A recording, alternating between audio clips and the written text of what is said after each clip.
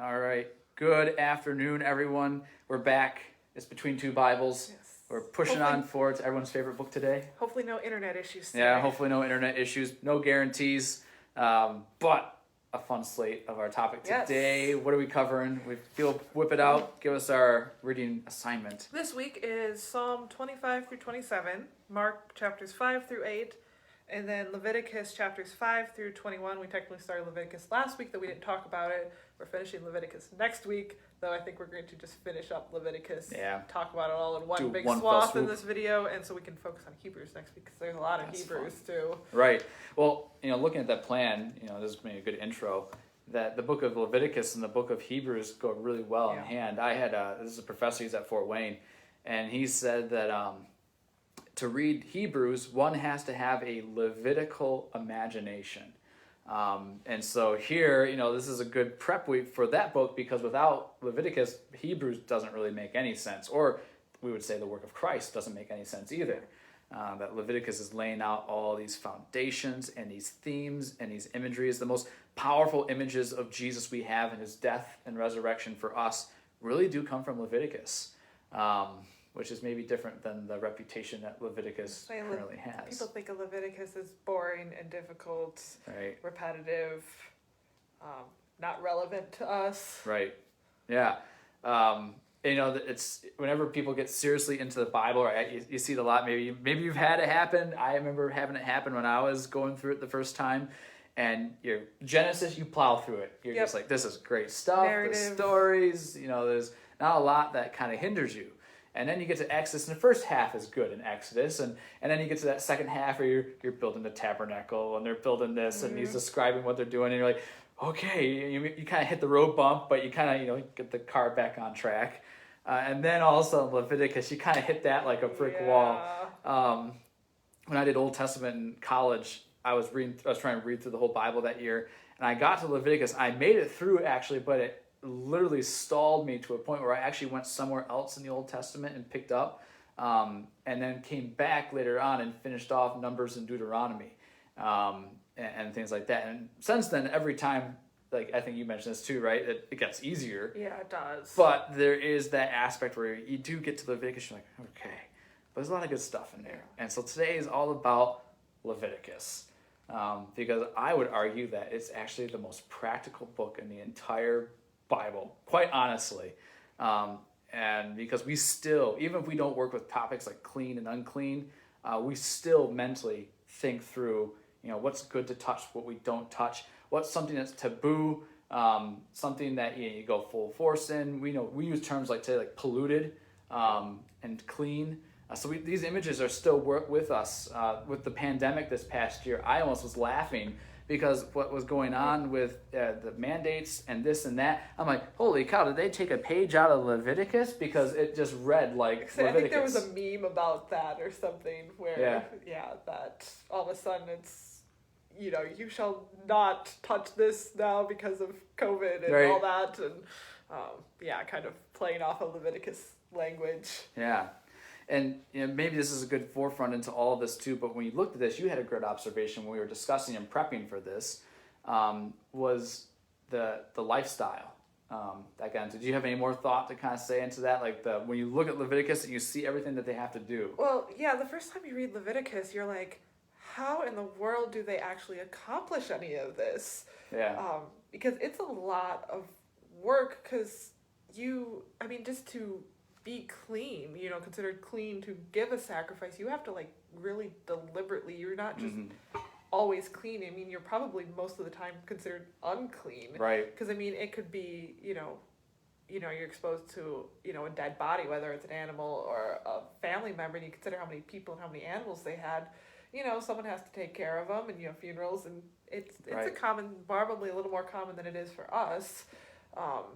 So, that's just one example, and then, there's all these other random discharges and illnesses, and that can make you unclean, and so I imagine they probably were actually unclean more often than they were considered clean. Right. It's a total lifestyle, and that's what, when you look at this, you look at Leviticus, this makes you clean, this makes you unclean, this is how long you're going to be unclean for. Go back to last year, and still now, right, with the pandemic, the amount of cleaning we had to do Yes. over everything. Our poor wood in there is starting to get warped because of, how much Yeah, time it we're was clean. rubbing off the varnish on top of the pews. Yeah, and it just goes into this, that's a Levitical mindset, right? When something has to get touched, cleaned, and we have to deep scrub. That is what the book of Leviticus is getting at. It's like the library, which I think it's down to 1 or 2. I'm not even sure if they're doing this anymore, but when they started opening up, they were going to quarantine books for 4 days. Unclean. Yeah, they're unclean. They had to be quarantined for 4 days. Yeah. If you were exposed to someone with COVID, how long did you have to be? And that changed. Was it 10 days, 14 days, 1 week? It kept changing, but there were certain lengths of time that, I'm not clean, and there were times where you might have gotten exposed, and you're thinking, okay, how much time until I want to go see grandma and grandpa because I don't want to potentially come down with it and give it to them accidentally, and it is kind of the same mindset. We just didn't call it clean and unclean or holy and unholy. Yeah. Vaccinated, unvaccinated, right? That's the same terminology of being clean or unclean. So there's all these kind of thoughts going. So when we get to Leviticus, what bearing does that have? It's like everything. Everything in the last year alone tells us about. Leviticus. We sometimes think the whole clean and unclean is it's almost like it's mean or something. That why is that person considered unclean because of this? And it's but we do the exact same thing because we don't use the same language. So that kind of brings up a thought for me when we look at Leviticus, but. So we usually do this for ourselves. This is clean or this is unclean. Who is this talking about in Leviticus then? Who, in terms of relating to who is clean or unclean? It'd be relating to God. Yeah. So this is what God considers clean or unclean. So that brings us to a question, and I don't really have anything specifically in my head at the moment. There's some thoughts out there. Why? Why are some things clean and some things unclean? Yeah.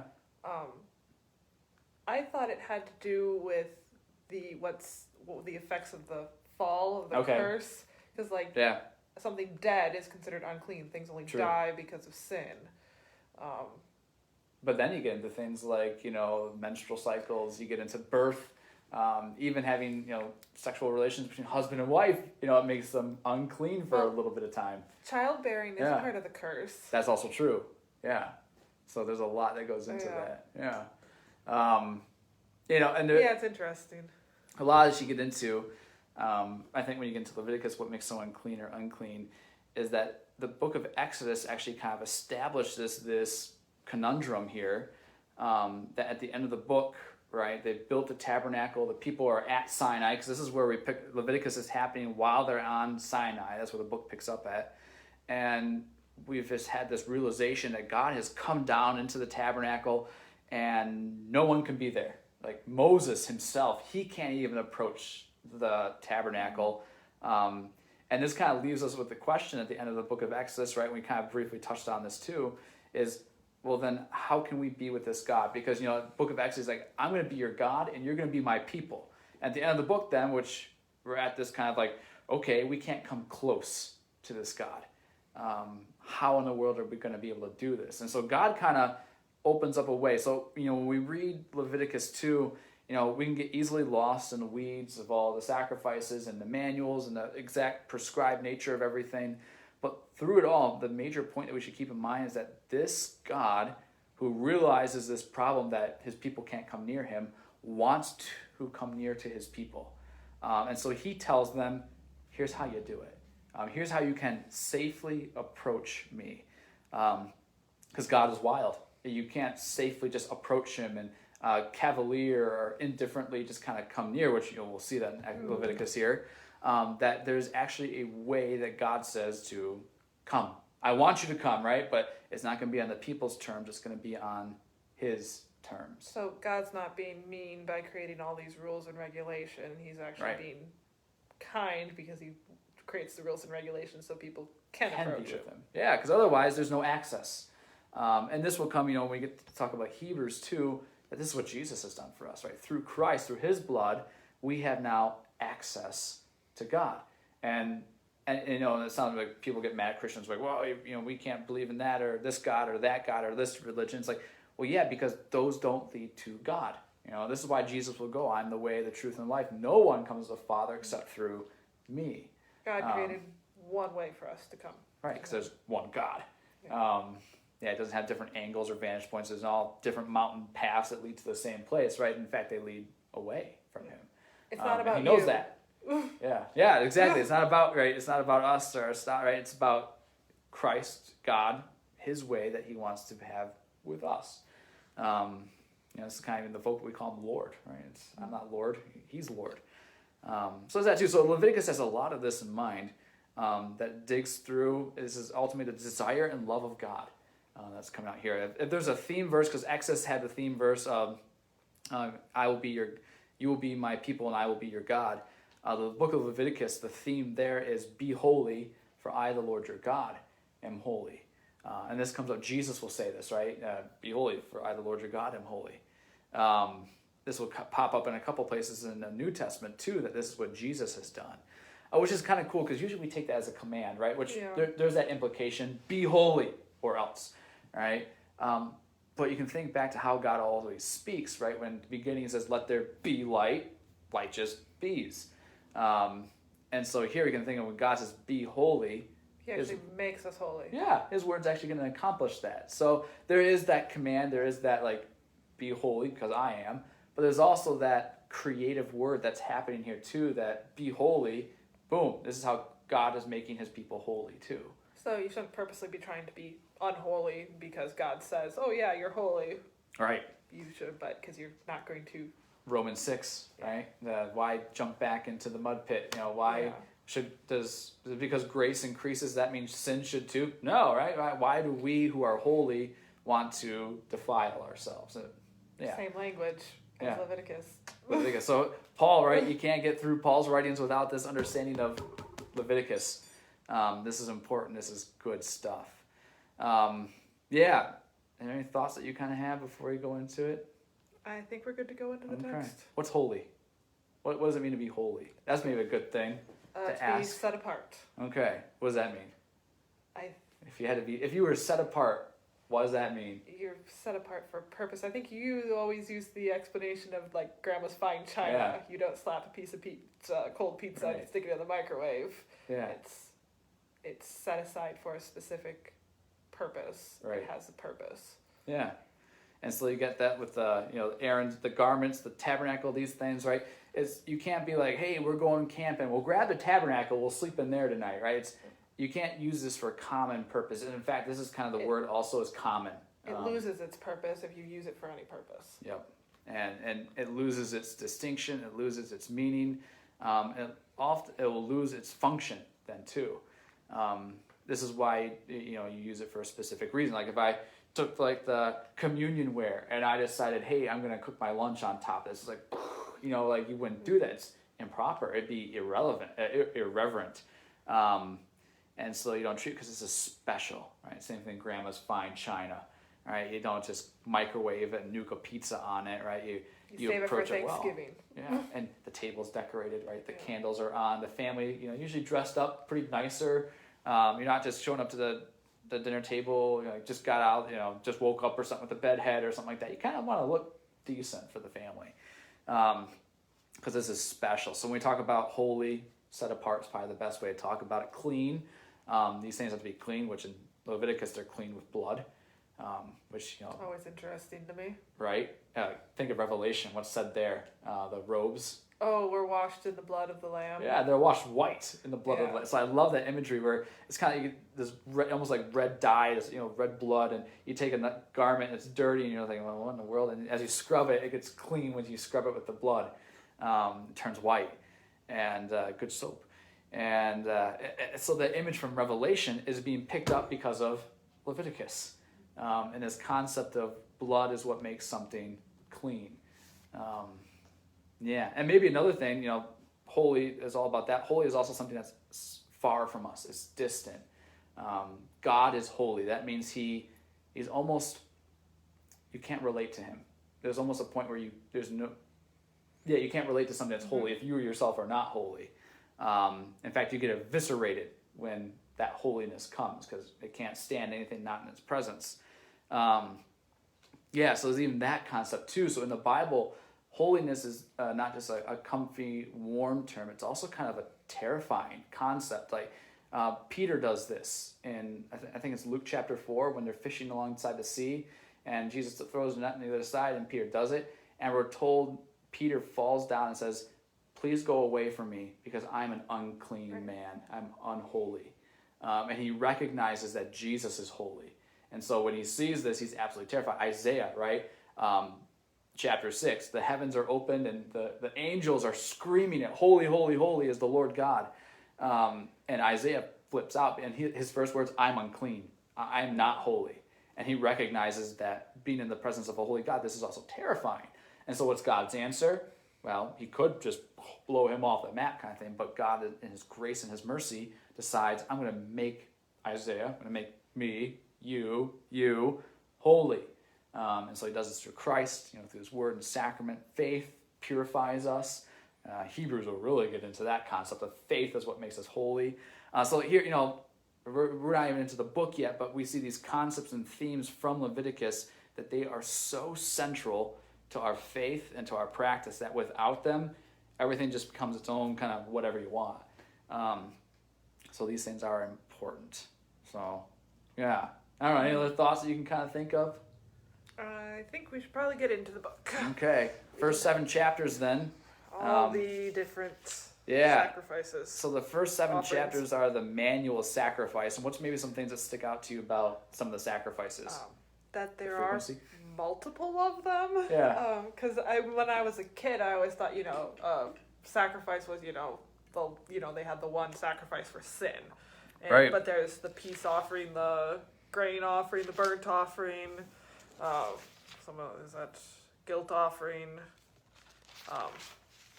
There's the whole Day of Atonement, all that stuff. This is even Thanksgiving offerings. Yeah, so it's not just you bring an offering for, to pay for your sin. It's like you also bring offerings to, thank God. It's like how we give an offering, during church. Yeah.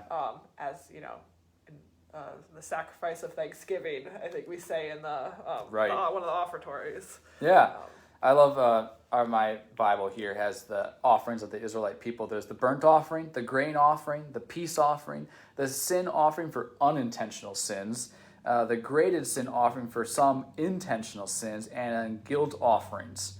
So there's different, 1, 2, 3, 4, 5, 6 different offerings here.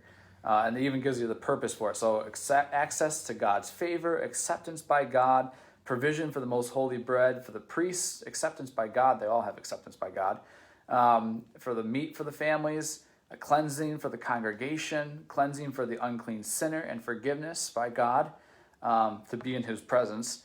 Cleansing for the unclean sinner, admission into his presence. So it's kind of a forgiveness by God for an act of desecration. So if you desecrate something, that has to be forgiven too. So, there's just kind of all these different ones. Some of the offerings are meant just to support the priests, essentially, Yeah. aren't they? So this is kind of because a lot of that was, here's food for the priest, here's meat for the priest. That was another thing as a kid, I always thought that the offering was just burnt up, and it's like, that's all that happened to it. And then when I actually started understanding Leviticus, it's like, then take the portion for the priest, and it's like, oh, the priests get to eat some of this. And this is part of the Levites, this is part of their inheritance, right? Their inheritance is the Lord. And so they get to partake of the food that's offered to God, which is really cool when you stop to think of the New Testament and the New Covenant, that Christ has made us all priests, that we get to partake of the food of God as well. So this kind of, talk about the theme here going on in Leviticus. And this idea. But here's how the priests are getting taken care of. So it's the people's job. The other 11 tribes, their job is to support the Levites in taking care of the temple, the tabernacle, making sure offering up sacrifices. So the Levites' job is to be clean. Like that is just their job. They need to get this stuff done. And so they represent the people to God. And that's the Levites' place in all this. So it's kind of like how we nowadays give monetary offerings to the church to pay your salary. Right. So you guys take care of can devote your time to the Word of God. Yeah. And visits and preaching and taking Bible care studies. Of us and because otherwise it won't get done, right? Yeah. it's general. It's kind of like, oh, let's get some haphazard volunteers or Say if you had a something not 40-hour week job outside of this, you wouldn't have any time to actually devote yourself Right. to writing sermons or visiting people. Right. Or It just wouldn't get done. hospital visits, emergency hospital visits wouldn't happen because you wouldn't be able to leave your job. Right.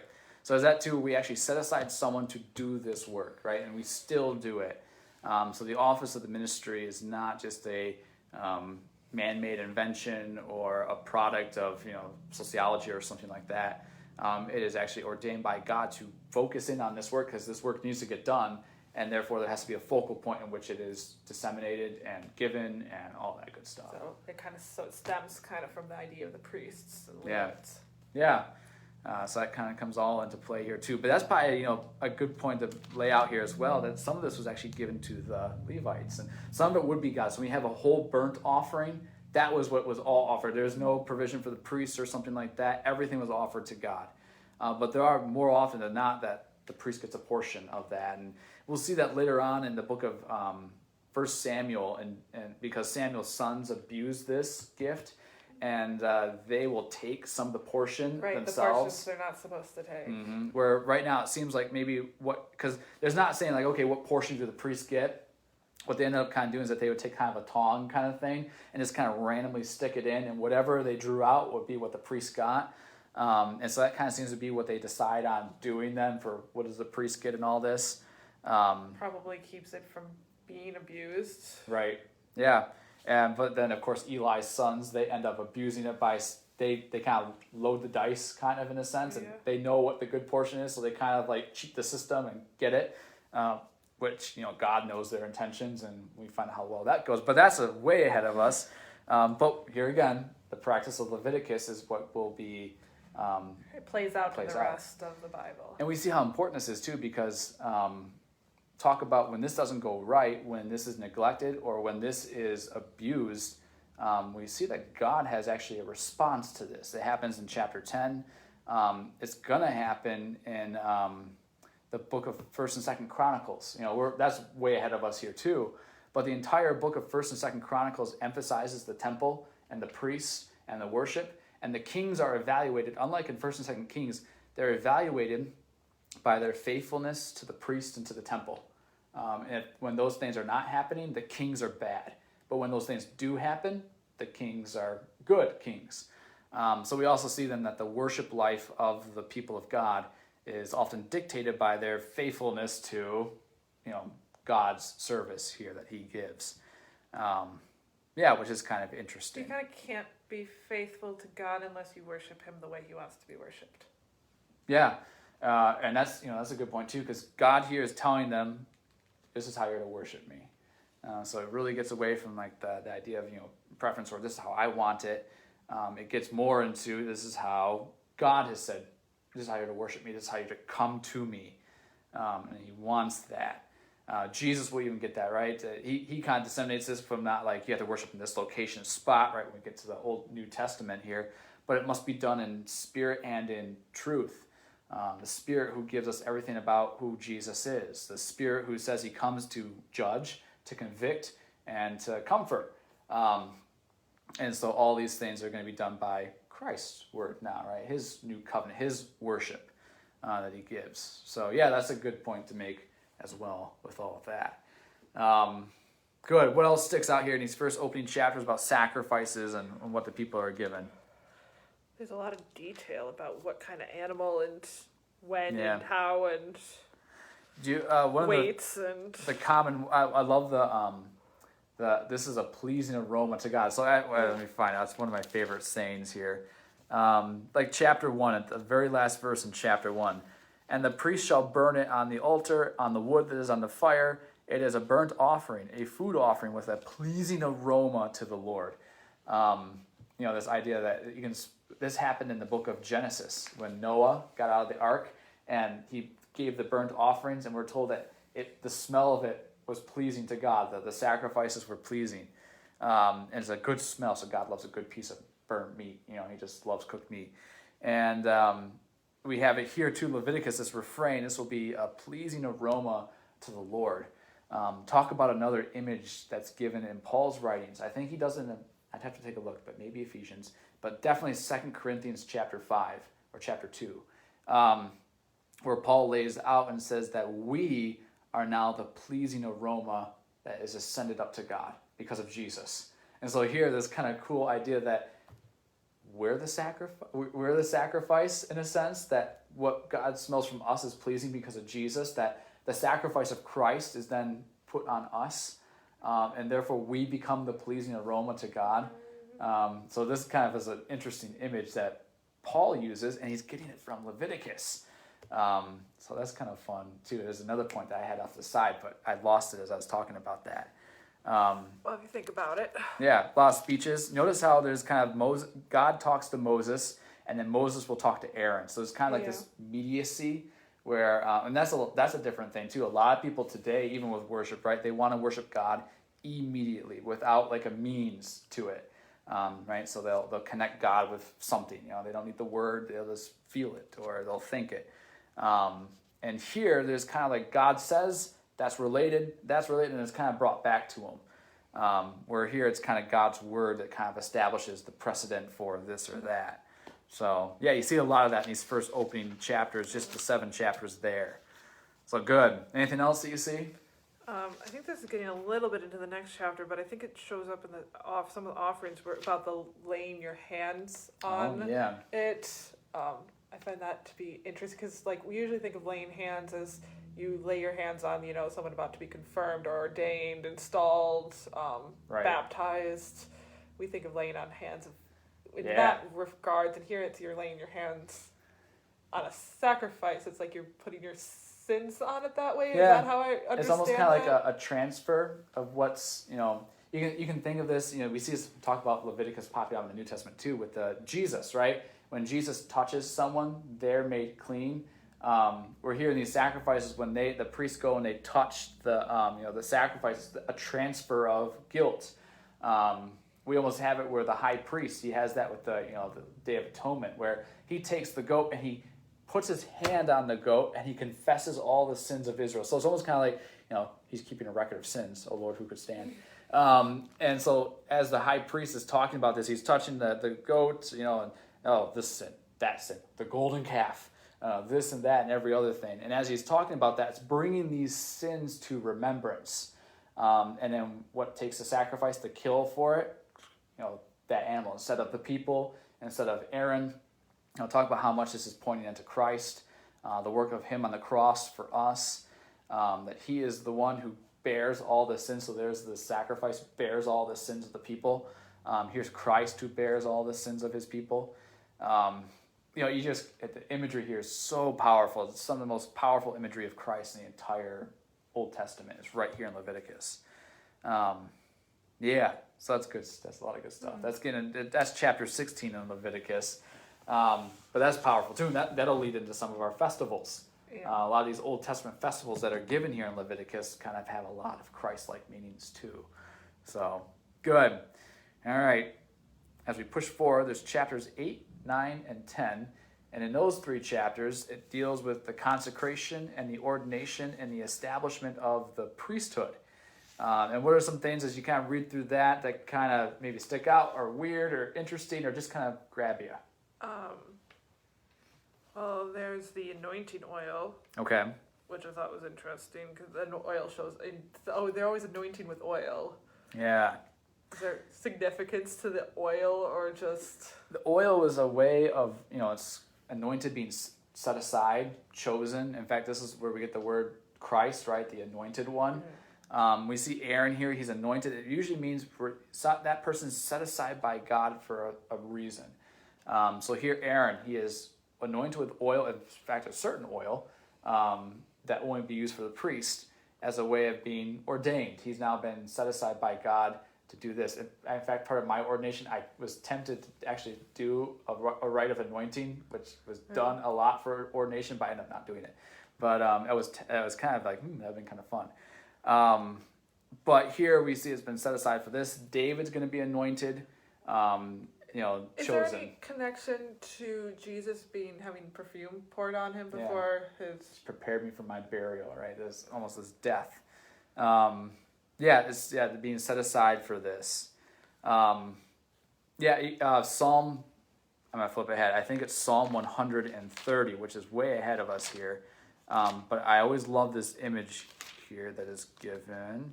Oh no, Psalm 133. Behold how good and pleasant it is when brothers dwell in unity. It is the precious oil on the head, running down on the beard of Aaron, running down on the collar of his robes. It is like the dew of Hermon, which falls on the mountains of Zion. For there the Lord has commanded the blessing, life forevermore. So I love this imagery here. Chapter, I think it's 8 right here, verse 10. The Moses took the anointing oil and anointed the tabernacle and all that was in it and consecrated them. And he sprinkled some of it on the altar 7 times and anointed the altar with its utensils and the basin and its stand to consecrate them. And he poured some of the anointing oil on Aaron's head and anointed him to consecrate him. And Moses brought Aaron's sons and clothed them with coats and tied sashes around their waist and bound caps on them as the Lord commanded Moses. And you'll see there that what they do next is that they offer sacrifice. It's the first time the sacrifices are offered. And so it's kind of like forgiveness is finally being dished out to the people through now that the ordination has happened. And when you look back at Psalm 133, this idea of then this is unity. That here God has made peace with his people. And now they're able to be at peace with each other because of this anointing that's taken place. So that's kind of cool. Psalm 133 brings out a Leviticus meaning and imagery here. So, yeah, good. So that's important, right? So they're ordained and made high priest, and his sons too. We have the initial sacrifices in chapters 9 that are being offered. And thanks be to God, at the end, the Lord accepts Aaron's offering. That are given there. And everything feels like it's good.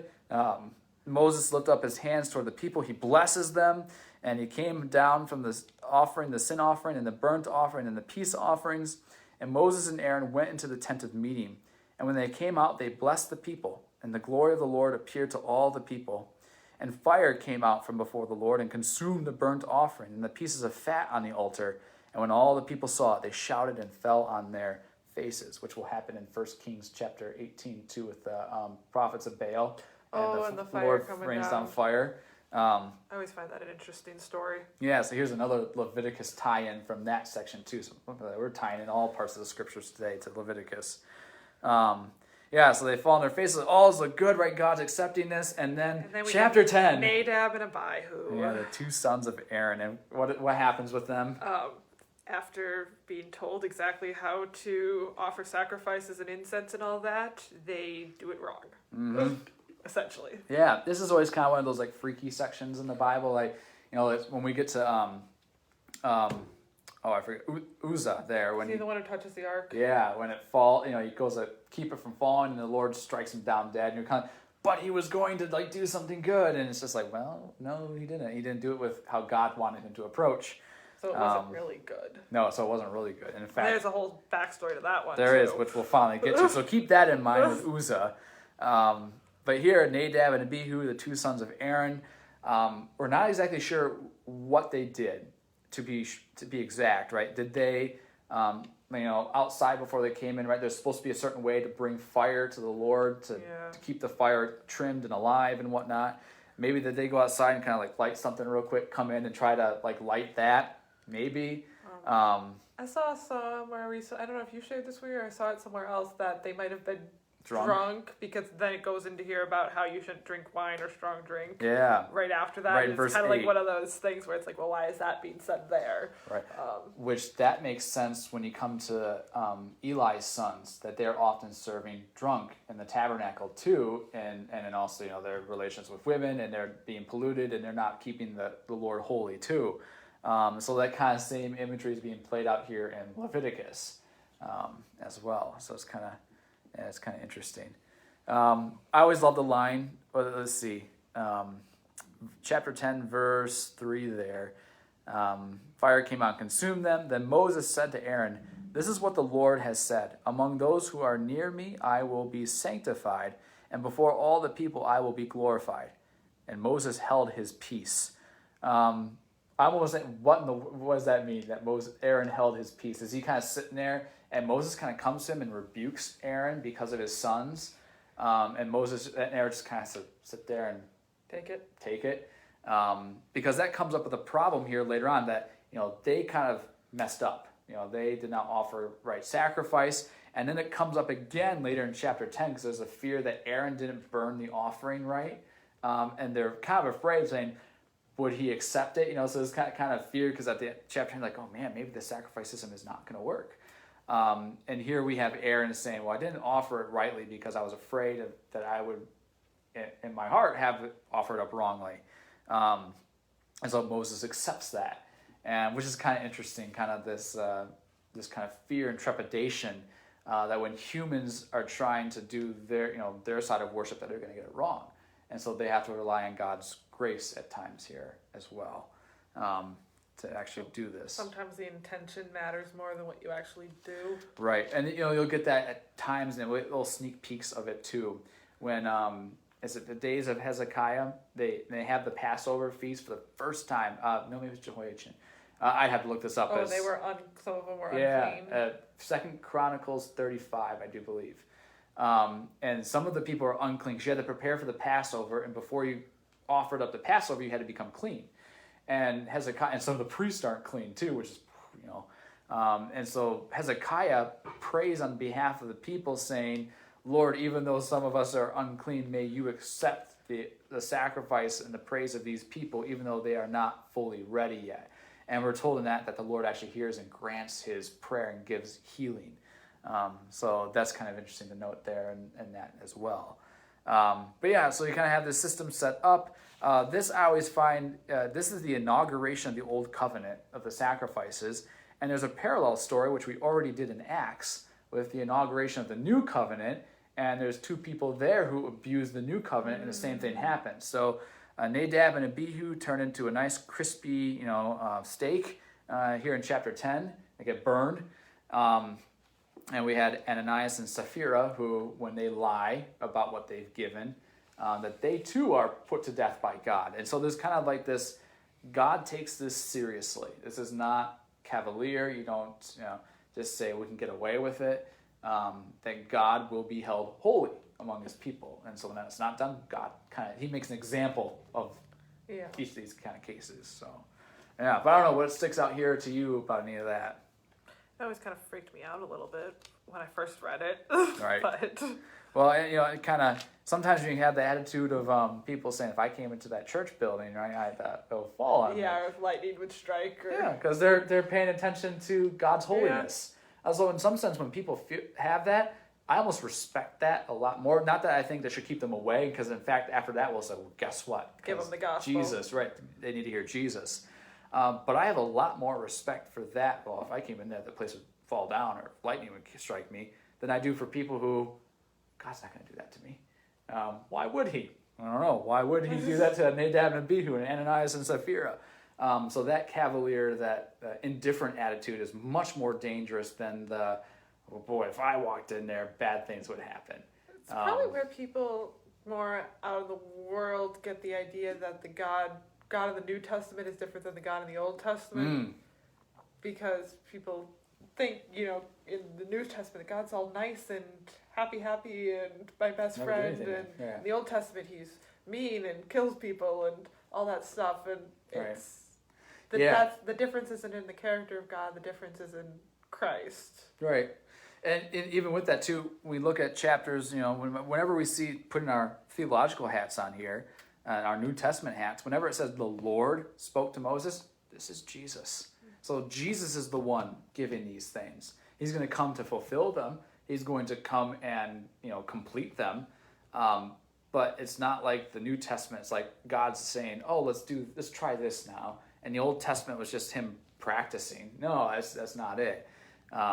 It's not any different than his character. It's actually fulfilling it. There's plenty of times in the New Testament when Jesus says or does something that actually freaks people out or terrifies them. There's actually, I think it's Mark chapter 4, that Jesus does a healing, and then we're told that he's so angry at the person he just healed that he throws him out of his presence. And you're like, what in the world? It's, we don't usually read that pericope actually.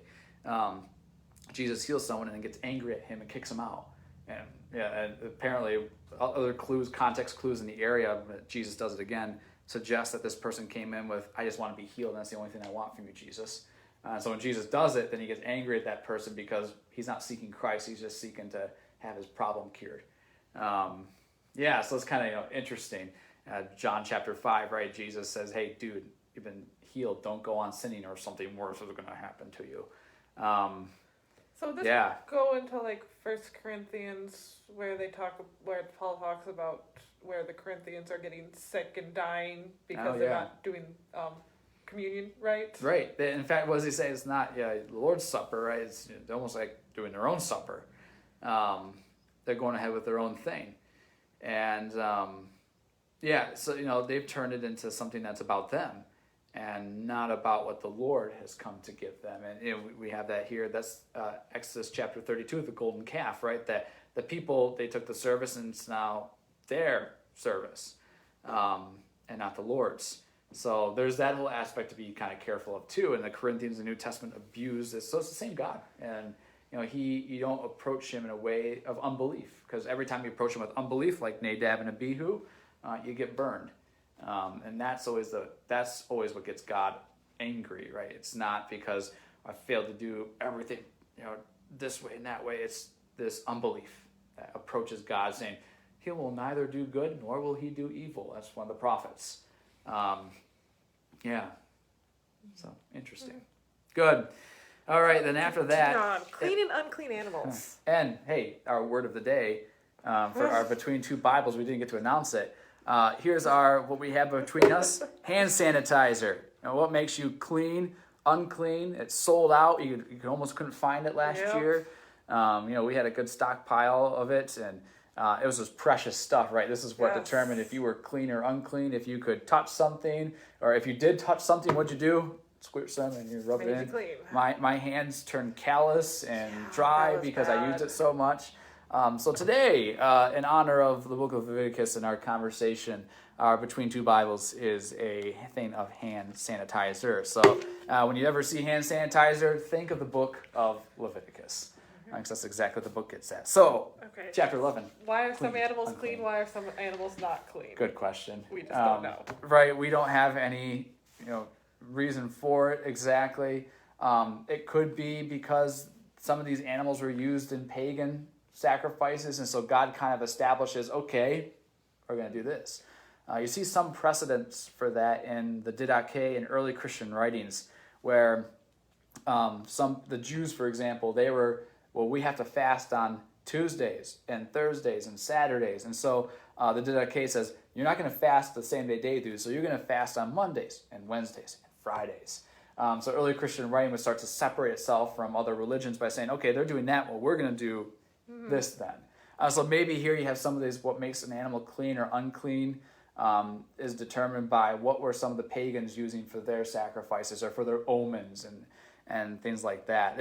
Some people always try to give like the scientific, they'll try to connect the Bible science in this way and say, well, see, he did this because this is, this wouldn't be good for their health or some sort of nonsense that they do. People try to follow the Old Testament diet or... Right, like this isn't any, better or more healthy or something like that. God doesn't do things because they're God just does it because he just wants it done, right? This is how God does it. So there's that with it all too. And the reason we don't follow the clean and unclean animals is because, we've got an Acts with don't call it clean, unclean without made clean. Yeah, Peter chapter 10. I think it's even Mark chapter 10 when they're talking about what makes a person unclean. Yeah, not what goes into a person, but what comes out of them. Their what you say, murder and their hearts and their thoughts and so that's what makes a person unclean. Which in that section in Mark's gospel, which is kind of cool, right after Jesus talks about what's clean and unclean, who comes before him but a Syrophoenician woman, right, who's unclean of the uncleans. So it's just kind of what makes her clean, faith. So it's just kind of it's good stuff. But that's also getting ahead of ourselves too. Well, then we get into a whole bunch of rules for being cleansed after childbirth, leprosy, houses, mildew. Talk about something that's not practical. I love it if a jar becomes unclean. what you're supposed to do is take it and shatter it, right? You know, like talk about grandma's fine china. If something made that unclean, what you're supposed to do is break the fine china. It's like, But some of this is practical because, like, if someone has a disease, Right. quarantining them. If a house is, mold is starting to spread, then, you want to take care of the mold because Right. otherwise it'll get everywhere. Yeah. We've had that here before with mold, where Yep. if you gotta take care of it, otherwise it's going to become a bigger problem. It makes things unclean. Yeah. And you gotta love how the job of the priest is to examine these things too. Bring them before the priest, and the priest will overlook and check and see things, and this will determine if they're clean or unclean. And, Can you imagine if you had to do that? Go oh to my people's goodness. houses and inspect the Yeah. mold? You'd be like, call a professional. right. Looks like you need a service done to Call a your house. professional cleaner. Yeah. And some of it, destroy the house or tear it down or get rid of it. Which sometimes that happens now too, if you let. So yeah, anyway, and so some all of this of is practical. And all of it is because of God's presence, right? Here are the people of God; they dwell in the midst of God, and so therefore their lives are kind of ordered in a certain way, and God has them living a certain way. And a lot of this will denote them as comparison to the pagan nations around them. So when they come into the Promised Land, right, and they're doing these weird things, and they're living in a strange way, and when their pot's unclean and they shatter it in the middle of the road or something like that, it kind of tells you, who are these people? Who is their God, and what is this about? So almost their lives are a witness to the character of God, which we get into as you kind of push forward into more of these clean laws and the Days of Atonement and the sacrifices. Yeah, then we get into all the random bodily discharges, which is where I start to think that no one can ever be considered clean. Right. Because you start getting into some of this and it's like, ugh. Right. And, you'll get this, though. Talk about another Old New Testament passage with Paul in Corinthians when he's talking to husbands and wives saying, do not deprive one another, the sexual intimacy, except by when you want to pray. And so there's almost so when you have time for prayer. And so he's kind of suggesting there that to prepare yourself for prayer or for worship, you should abstain for various things. And so here, if they're about to offer a sacrifice, so if you knew in 3 days, I need to offer this sacrifice or something like that, well, then you have to plot out and say, okay, well, we can't go here, we can't do this. There's a lifestyle that now is lived. You kind of have to control some of your bodily urges. Yeah. Yeah. Which is good. That's part of fasting. That's maybe even how fasting is supposed to work too. It's supposed to curtail your flesh and say, no, this is what you really need, to get it done. It's kind of like that self-deprecation. So kind of helps keep you from turning some of this stuff into an idol. Yeah. Which we live in the modern day America where if I want it, I can go out and get it right now. If I'm done, I'm leaving, I'm going to go buy this, I'll be back, right? If you're hungry, you can go through the McDonald's drive-thru and get it right now, right? Or have it my way. Yeah.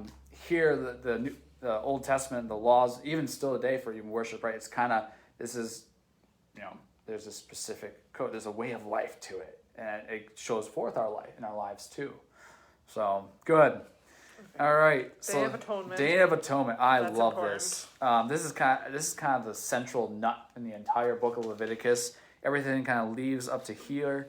You kind of have, after the death of the two sons of Aaron, draw near, tell your brother Aaron not to come into the holy place inside the veil, right? This is the once a year time when Aaron comes into the the Holy of Holies, offers the sacrifice on behalf of the people, cleans everything, kind of almost like a regeneration. The book of Hebrews will point out that Christ is our Day of Atonement, that through him he's entered into the Holy of Holies once for all. So this would have been another appropriate day outside of Passover for Jesus to have been crucified, probably? Yeah. When was the Day of Atonement in relation to, Passover? That's a good question. That's something I'll have to look up. I know it's whatever month, but I have no idea the Jewish months. What that month is? Yeah. Yeah. Where does it say that at? It says it in here somewhere. I can't Draw remember. near. Do not come near any time. Dun, dun, dun, dun. Yeah, I'm not I don't know. It says seeing... somewhere. I can't find it by skimming, apparently. Yeah. We'll have to find that. Oh, Yeah. But I think it was because what month is Passover in? The 4th? Usually, yeah. Passover. I want to say it was the 7th month or something. Okay. So it would be 3 months later. Right. I think I'll is look what it that up. was. It's in here somewhere. Right. I just can't find it by skimming. And there's the 2 goats, right? One is Oh, offered. here. Oh, what is it? 7th month on the 10th day of the month. What verse is that? That would be 3 months. So that'd be around July-ish. Because they usually got let out if the first month of the year for them was when the Passover happens, which, for us is always right around the time of Easter. So you count 3 months after Easter, which is around July-ish. June, July is when they're doing the Day of Atonement. So yeah, that's kind of interesting. And how, the sacrifice here is cleansing for everybody. Yeah. That's kind of cool. Anyway. Good. So the once a year. Entering into it. Making them clean. Yep. So it's kind of like the once a year sacrifice for every sin that's happened in the last year kind of thing. Yeah. It's kind of the cover for all sin here, which is, of course, who Jesus is. Yeah, and this is also where we get the idea of the scapegoat, because, he's led away. So we even still say that. I find that interesting. He's someone's scapegoat, right? If someone did something and someone else takes the fall for it, that's the scapegoat. Here we have that kind of same imagery being brought up. So Christ is our scapegoat. Jesus is the scapegoat. Which is interesting because Jesus was crucified outside the walls and the scapegoat just led outside the walls. Which is, that's the gospel's way of hinting at Leviticus. So even though it's not like Matthew's and this took place to fulfill what would happen in the book of Leviticus, that they shall be led outside the town and then led away. You're going to say that after every single verse and story. Right. He just says Jesus was led outside the city gates. Oh, Leviticus. So after having a cross placed on top of it. Right. Yeah. All the sin of the people. Yeah. Oh, right. It's just. It is good. Good imagery. Once again, if you don't see Christ in Leviticus, you're not going to see him in the Gospels. So it's kind of good. You need to kind of connect these two images together. So there's a lot more imagery in the Gospels than we often catch, especially if you don't know the Old Testament. Right. Yeah, it's an allusion to, even without saying, quote, word for word, there's allusions that go back to it. And you go, and someone, especially a Jew who would read the Gospels, is like, whoa, holy cow, Jesus is really being emphasized as being the sacrifice and for sin and for atonement and for redemption. And, it's just... I think I heard that once that, when a Jew nowadays actually sits down and reads the New Testament books, they're amazed at how Jewish they are. Yeah. And anyway, I don't know if they might have been when Jews for Jesus were here a few years ago. They might have said that or something. That's cool. Anyway, I just thought that was interesting. Yeah. You get the place of sacrifice in chapter 17 there. You're not going to sacrifice just anywhere. It has to be here. It has to be there. The goat demons, because probably where you get these other places of sacrifices where they're being offered to other gods, the goat demons. I just find the goat demons funny. Yeah. I don't know why. Well, that's where we get a lot of our imagery of the, Satan looking like a goat and things like that is goat demons. This is just kind of unclean spirits. Isn't Baal or something always represented as a goat? Maybe. I think maybe. I'd have to look into that. I feel like there's one of those that's bull. always maybe that's what I'm thinking of. Moloch, maybe. That might be it. Yeah, which is, the Lord, that's the most detestable of all the false gods. Yeah, which we get him, mentioned him in the next chapter here. Yeah. So good. So that's kind of, as we push forward, right? Laws against eating blood. That's always interesting. The life is in the blood. Yeah. Which is, have some great connotation when you think of communion and the blood of Christ. That almost kind of, the Lord kind of prohibits this. Which is why it's shocking in John chapter 6 that Jesus kind of says, you have to drink my blood if you want life in you. So it's almost kind of like God's with holiness until he sends forth his son. Yeah. So that's another good point of where this is forbidden, but now it's not forbidden in the New Testament because it's been fulfilled in the New Testament. Yeah. And it's Christ pointing towards something. Right. Which makes you think, why can't we? If there's life in the blood, why should we not partake of it? And so when Jesus says, unless you eat my flesh and drink my blood, you have no life in you. It's he's bringing out a Levitical idea and concept. Once again, no life if we don't have his life. Right. So talk about Leviticus is everywhere. You can't escape it. So good. And then the back half, you get 18 and chapters following here. You get kind of this holiness code. The code of holiness, kind of here's how the people live in their day-to-day life. You get the ideas of laws about marriage, unlawful sexual relations in chapter 18. The Lord is holy. This is why. Why should you do this? Why should you love your neighbor as yourself? Well, he keeps saying, "I am the Lord." And so he kind of that refrain happens again and again. You'll see this in the prophets too, when he'll say, I am the Lord, I have spoken, I will do it. And so it's kind of calling back once again to Leviticus about when God says this, he's talking about his holiness, his character, his disposition, who he is. And here Leviticus says, do this because here's who I am. And you're my people, so here's how my people are too. It's, Sermon on the Mount kind of stuff. Good. I don't know. So what sticks out to you here as we kind of go through? Anything kind of highlight? Well, like you already kind of said, this is where we get the love your neighbor as yourself, which is extremely well quoted. Right. Everyone always, I don't know if a lot of people realize that verse does come from Leviticus. Yeah. It was chapter 19 there, right? Chapter 19, the Lord is holy. 19 verse 18, you shall not take vengeance or bear a grudge against the sons of your own people, but you shall love your neighbor as yourself. I am the Lord. Yeah. And it gives a whole bunch of basically kind of how you love your neighbor too. Yeah. Don't do injustice in court. Don't hate your brother in your heart. Don't withhold wages. Don't curse the deaf or put a stumbling block before the blind. Yeah. So this is kind of all examples of how you should love your neighbor. Right. You kind of push forward there, chapter 19, listing out the keeping my statutes too, and you kind of list them all out. Don't turn to mediums, necromancers. Don't profane your daughter. Don't sacrifice your children. Chapter 20, right? Yeah, we get Moloch, which we kind of referenced there. What they do is kind of be like a kind of thing to be burning. You just kind of toss the child in and burn it. Or, I think a lot of pictures I see where it's like a statue that's like holding out its hands that they heat or something. I don't know how much detail we know of actually how it was happened, but it was like its hands are out and you put your child in these like, it's terrible. No. Especially when you understand here that, talking about demonic and things like that, the sacrificing of children, it's usually done for purposes like crops, and we want better food and supplies, but it also kind of deals into the trying to destroy the promise. Right? So here God is telling him, don't destroy your children because it's through your children that I will bring forth the Messiah. And so once again, we're back to this idea of the war of the woman's seed here. Like, will the promise of the Messiah come forth? And so the offer of a child as sacrifice is to kind of cut off that promise. It's literally just trying to destroy the plan of God for the human race. And so it's kind of, interesting to kind of note that. A lot of the language around like abortion nowadays sounds a lot like pagan worship. I mean, like you said, like for good crops, people now are saying you should abort your children because of the environment. Right. And it's like, it's the exact same language, just modernized, I guess. The gods and goddesses of the Old Testament are still around, and they hide themselves really well. We even see a lot of your fertility. Most of your goddess and goddesses in the Old Testament are fertility gods because they're asking for children or something like that. And so you make sacrifices to them, and people today will still sacrifice to get children, right? And we have modern technology that can actually grant it. Talk about something that's demonic and using technology too. A lot of parallels with that too.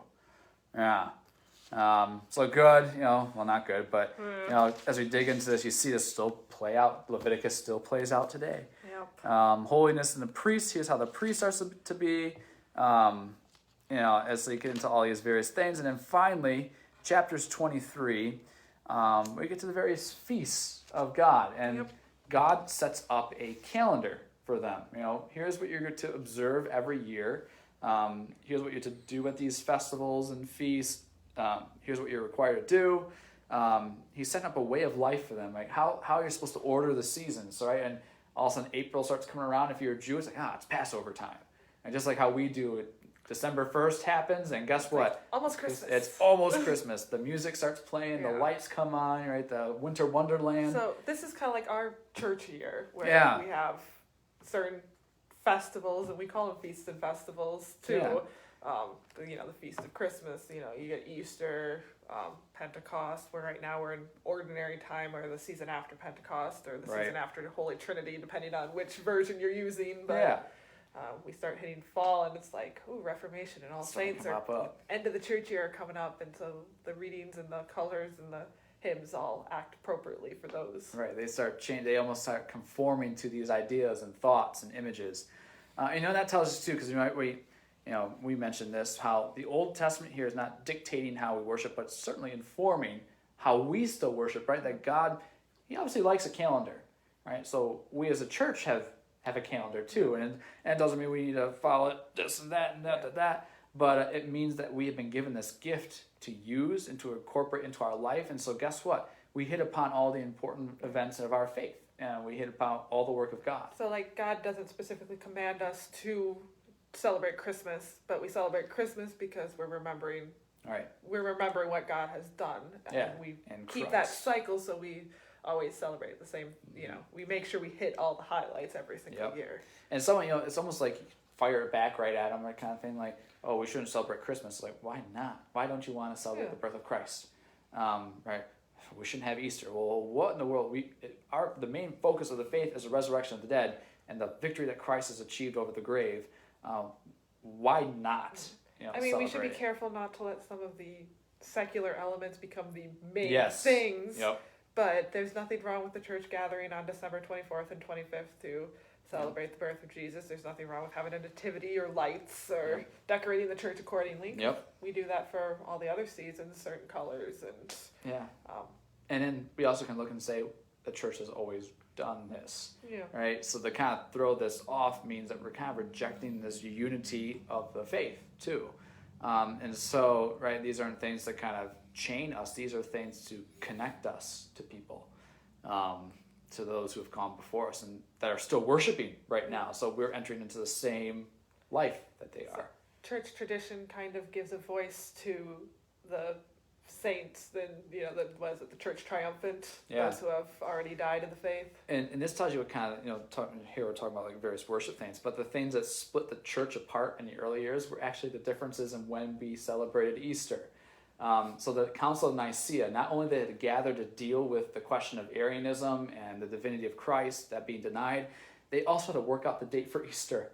So that was a sticking point for them. The Eastern Orthodox still celebrates it later than us, don't they, or earlier? Yeah, they have a different date for it. Yeah. Yeah. So, and that's actually one of the things that drove the church apart was these things, because all these were important for us. We're kind of like, that's so silly. That's so that's not anything to work yourselves up about. But they cared very much about this because this is something that was handed on to them. And they want to honor it. And guess what? You also want to celebrate with everyone else the same day, even those who have gone before us. And so this became a real sticking point for what do you do?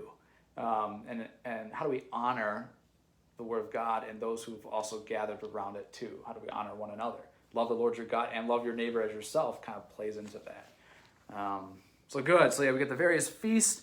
Of course, you get the Sabbath, right? This must be done. The Passover is the next big one. There's the Feast of the First Fruits. There's the Feast of the Weeks. A lot of these revolve around the harvest. Right. The Feast of Weeks, of course, is Pentecost. 7 full weeks from the day of the Sabbath. And then there's the Feast of Trumpets. The Day of Atonement is on there too. Feast of Booths. Right. And it kind of goes on. Feast of Booths was like to remember the wilderness wandering. Yeah, you wandered in this wilderness for all this time, so guess what? Reenact it. So, which is funny that they're being given this now. They're going to be wandering in the wilderness for the next 40 years. They haven't actually done it yet. Yeah. So I love that. And Jews, when they celebrate that, the town of Jerusalem would swell, and there'd be tent cities that people would come set up their tent, and they would live like the people of Israel did when they wandered through the wilderness. So they kind of reenacted, not just reenacted, but they participated and what happened to their fathers. So it's now happening to them. And that's what a lot of these feasts are doing, is that you get to now be what your fathers were, so which is cool. Then, of course, there's the punishment for blasphemy. There's chapter 24, another example of, the idolatry that's happening. Eye for an eye. Yep, eye for an eye. Sabbath year, the year of Jubilee. This is there's the idea of 7, and then 7 times 7, and then the 7 times 7 times 7, kind of like it kind of branches out here. And the Jubilee was every 50 years. After the 49th year was a day of freedom where everything is released. So if you owed a debt and the year of Jubilee came up, your debt was released. So everyone's debt, whether you owed something to your neighbor or your land that you had to sell in order to pay off something, it was restored to you. So it's kind of like a giving back day, Isn't this resurrection day. Isn't this later kind of expanded where there's more rules about this, about how you should deny someone a loan because you know that this is coming up, yes, that it's going to be forgiven? People go abuse it. Yeah. So just because Jubilee is coming up doesn't mean you're going to not give someone a loan because it's going to be forgiven them. So that's kind of interesting as well. And so this also plays in the prophet Isaiah will use this, saying that the day of the Messiah is going to be a Jubilee year. And of course, Jesus, his very first sermon in Luke 4, he says this, that the year of the Lord's favor, the year of the Lord's Jubilee is upon me. And so Jesus is here to kind of say, day of forgiveness, a day of release is at hand, which is being now given. So this is kind of huge themes and implications in the New Testament and for us. Redeeming someone, how do you buy back someone, which comes up really big in the book of Ruth. Chapters 26 is the blessings and the curses. Here's the covenant, and here's what's going to happen when you fulfill it, and when you don't, here's what's going to happen. In fact, it'll get so bad if you don't do this, I'm going to treat you like Egypt, and I will kick you out of the land. You're going to act like Egypt, or I'm going to treat you like Egypt? Yeah, kind of? If you're not going to be my people, then I will treat you not my people. So that's good. And then, chapters 27, the final chapter focuses on vows that people make before the Lord. What kind of vows do you make? Who can make them? How do you overturn them if you can't follow through on them? And things like that as well. So a lot of these last few chapters are kind of how to act to one another a little bit. Yeah. And to come through, these are almost like contracts, right? If you're going to say this is a contract, you have to fulfill it and go through with it. Jesus will have some words about that when he gets into the New Testament, especially the Sermon on the Mount. So then it finishes up Leviticus 27 with, these are the commandments that the Lord commanded Moses for the people of Israel on Mount Sinai. So once again, it gives us that connection, just like it did at the beginning, with where is this happening? Mount Sinai. What has just happened? God has brought his people out of Egypt, and now he's kind of established, okay, the old covenant's been solidified, and now we can kind of move forward. So as we come to the end of Leviticus, as we push ahead in a few weeks here into Numbers, they're ready to now go to the promised land because they've been now equipped, they've been strengthened, and now they are set to inherit what God is going to promise to give to them. And that goes really well. And it goes really well. They make it there in a couple of weeks, and life is good, as we shall find out. Yeah. That's sarcasm, by the way. But next week we're getting Hebrews, which is basically the New Testament version of Leviticus. Yep. So we'll cover that as we push forward. Looking forward to that because Hebrews, really does a great job connecting this all to the person and work of Jesus Christ, and the supremacy of Christ that we get there is just both refreshing and also very kind of uplifting as well too. That now this has been done for me. So good. Well, is there any kind of closing thoughts you have so far? Any other last kind of tidbits of wisdom? It's okay if you just kind of plow through this book a little bit, because right. Don't get caught up in among the tree. Yeah. Don't get caught up too much in the details, because it's more of the overarching idea that you need to get. You don't really need to remember which animals they could and couldn't eat. Yeah, that's not important. It really doesn't matter. Right. For us, for those of you reading, remember that this is about how God wants to be with his people, how this has been now achieved with Christ, and see then this imagery. Try to find Christ whenever you're reading something like, where's Jesus in all this? Where is his work? What is his plan? What is his purpose kind of come to fore here? Those are probably the two main things to kind of keep in mind. So good. Anything else you can think of that I'm forgetting? I'm good. Okay. Unless you want to do this. Ooh, yeah, let's do it. As we were talking and prepping, one of the things that kind of stuck out to us was one of the songs in our hymnal. We sing it during Lent, and it's not all the blood of beasts. It's hymn number 431. We'll just read it here. But the themes of Leviticus really come out, and the purpose of Christ here too. So hymn 431, here's how it reads. Not all the blood of beasts on Jewish altars slain could give the guilty conscience peace or wash away the stain. But Christ, the heavenly Lamb, takes all our sins away, a sacrifice of of nobler name and richer blood than they. My faith would lay its hand on that dear head of thine, while as a penitent I stand, and there confess my sin. My soul looks back to see the burden thou didst bear, when hanging on the cursed tree, I know my guilt was there. Believing we rejoice to see the curse remove. We bless the Lamb with cheerful voice and sing his bleeding love. Yeah, the idea of putting the head on, Yeah. or hand on the head, of the transfer of sin, of Christ accomplishing this. It's and Great even Lenten there, hymn. it ties it to the book of Hebrews, but the book of Leviticus really shines out here. Good. Well, let's close with the closing prayer and give a final blessing, and we'll go about our day. Dear Father in heaven, we give thanks for the gift of your Son, the one who has had all the sins and iniquities put upon him, who has carried our burden and on the cross has made us a pleasing aroma unto you. Lord, as you continue to strengthen and equip us as your people through your word, may we see in the book of Leviticus and throughout the whole Old Testament the work of your Son, our Savior Jesus Christ, and all that he does so that we may draw near to you. Lord, we ask this in his precious name. Amen. The Lord bless you and keep you. The Lord make his face shine on you and be gracious to you. The Lord look upon you with favor and give you peace. Amen, Christ Lutheran. See you next time.